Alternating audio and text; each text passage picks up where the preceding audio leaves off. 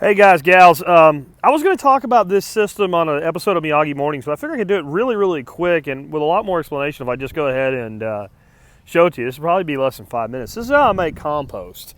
Let's just say this is one of the ways I make compost, but it's how I make my compost in volume. Here's my new pile. This will be breaking down into a compost heap, and I'll tell you what the one thing I'll do to it from this point forward. But I find this amusing because I always, when I read books about gardening and permaculture and all, they always try to minimize the compost work because they say compost is so much work, so they don't even want to do it. They want to like grow perennials and mulch and let things compost in place. And I'm all for that, but this is all waste material, and it makes great compost. And I really only do about one full day of work a year in 2 different days to make this happen, with a lot of little work along the way that's really no work at all. So in my hand here is our little compost container. Let me flip that open with my finger. Dorothy found this thing. She likes the way it looks on the countertop, so that's why we use it. And this is some various stuff. I think there's an apple core there. The kid must have had an apple today. There's some string algae from my fish tank. There's some celery trimmings. There's some coffee grinds and all kinds of other stuff. And there's my pit. There, that's it. That's all I'm going to do with that. And then that'll go back in the house and get filled back up. And usually I bring that with me in the mornings when it's full. I would have brought it tomorrow morning, but I want to do this video, so I figure, well, I'll get to show you the whole system. So that's step one. Usually I come out here in the mornings to get the duck eggs. Probably every 3rd or 4th day that thing will be full. I bring it with me and I dump it in this pit. You can see in the pit is other food. There's a small layer of basically the bedding that went in there. Fresh stuff. I'll show you where that comes from in a second. And I just cleaned out some of my aquatic systems and all, so it's a little bit extra stuff. But I'll just throw that there. And of course that, as it builds, will also, as it gets fed on and dug through and messed with by the birds, it'll become less and less in volume. It usually takes close to a year to not really fill this, but to fill it with where it's got a lump to it, you know, because this will keep it pretty well contained. The chickens and the ducks go in here and they dig through it. When they come tonight, the first thing they'll do is go in there and dig through all the new stuff and maybe find some of the stuff they didn't want yesterday that started to rot a little bit is more they're liking now. They like it like that. And so that's that. So that really, dumping that in there, I consider zero work. I don't consider that any work at all. We just take all of our compostables and throw them in there, all right? Because I got to come out here every morning to this little house. I'll let the ducks and chickens out anyway, right, Lucy? She usually comes with me. So all I do is bring that with me, bring another container to carry eggs in, dump that in there, open the door, let the ducks out, and I go in here. And I pick up the eggs. And right here on the floor, I just made that pile, so this is a brand new fresh layer of straw. It's just 2 bales I threw in here. It was all in big clumps. I just kicked it around a little bit, and as you can see, it's all nice and spread out evenly, like I came in here and worked hard. I didn't have to. You put new straw in the coop, birds like it, they go through it, they dig in it, they play around.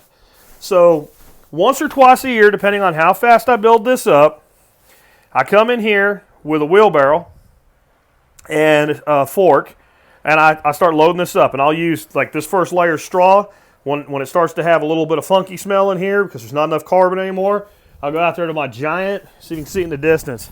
I got a giant pile of wood over there. I don't know if you're going to be able to see it with the sun, but I mean, it was all free trimmers. You can't see it from here.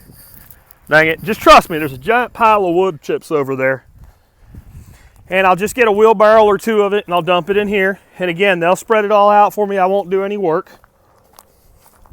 And then when that gets a little funky, I'll throw another couple bales of straw down, and so on and so forth. And when I just cleaned this out, it was full up to about right there. It was about that deep.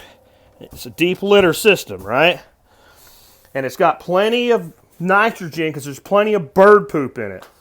So when it's time to make that giant pile, I come in here with a wheelbarrow. I get a wheelbarrow load of this stuff, and I dump it there on the ground.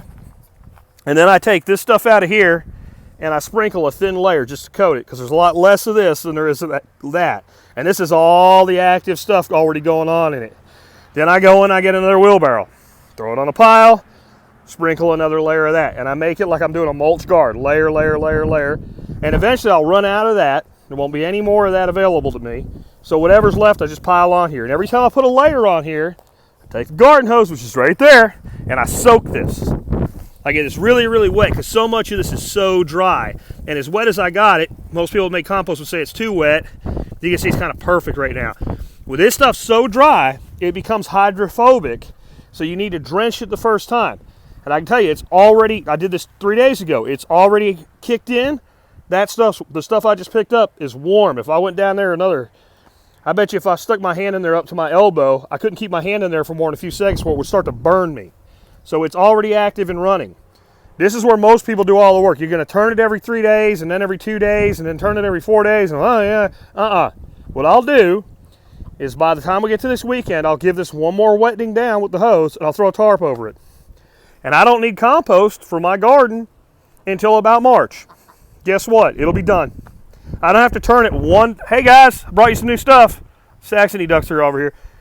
The day I did this, they were all up in it and playing on it. They scraped a little bit of it off. So right before I tarp it, maybe I kick this back on. Back when I used to keep a bunch of chickens, they would have had it flat by now. And when I had them, I let them do it. They'd flatten it out. I'd pile it up one more time and tarp it. And now, hey, everybody's here, huh? One duck means every duck.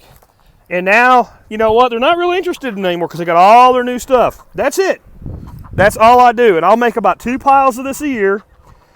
Unloading everything out of that coop takes about 2 hours of work, going slow, having a beer, listening to music.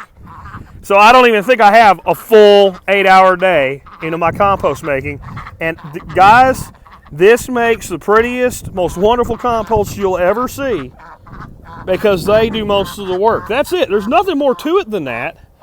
And I think people that, like if you're the person that when it starts to smell a little bad in here, it's going to take all this straw. There's only one application of straw. You're going to take all this out and put a new layer in.